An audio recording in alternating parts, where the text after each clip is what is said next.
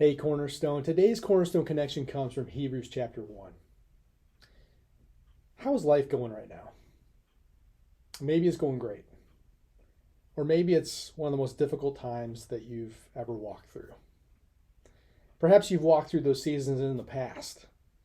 Well, the fact is we live in a fallen world and we will experience those things in the future. How do we endure? How do we press on when life seems so hard? Well, the author of Hebrews tells us. He essentially says, fix your eyes upon Jesus. You see, the people that the author of Hebrews was writing to were walking through some really difficult days. In fact, in chapter 10, it says that because they were following Jesus, their property was being plundered. Their own personal property was being taken from them. You see, what they found was that following Jesus did not make life easier, it made life harder. They were being persecuted for their faith, and some of them were being tempted to go back to the easier days of being in Judaism. But following Jesus is worth it. And the author wants to convey this and tell them, don't turn back, but keep pressing on. Keep fixing your eyes on Jesus. Listen to his words in Hebrews chapter 1, verses 1 and 2. The author says this. He says, long ago, at many times and in many ways, God spoke to our fathers by the prophets. But in these last days, he has spoken to us by his Son. Isn't that good news?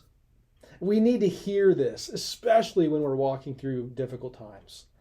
Our God is living. He is active, and he is speaking to his people, even to this day. That's who he's been all along. Long ago, at many times, in many ways, he spoke to God, his people, through the prophets.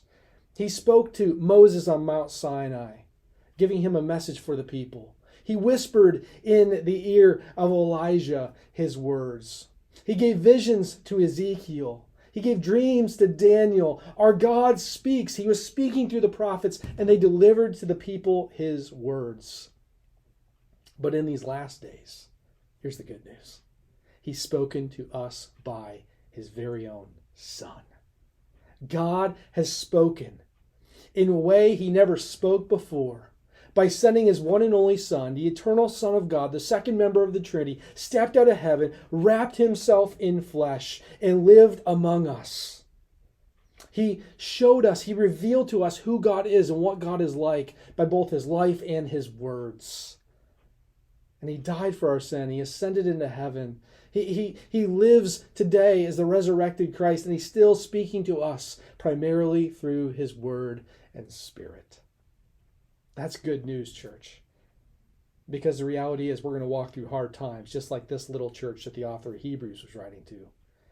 And in those times when we ask, how can we endure? How can we press on? Wasn't life easier before?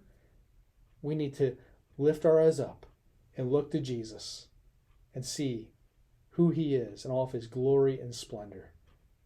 And there's really no better book to do that than the book of Hebrews.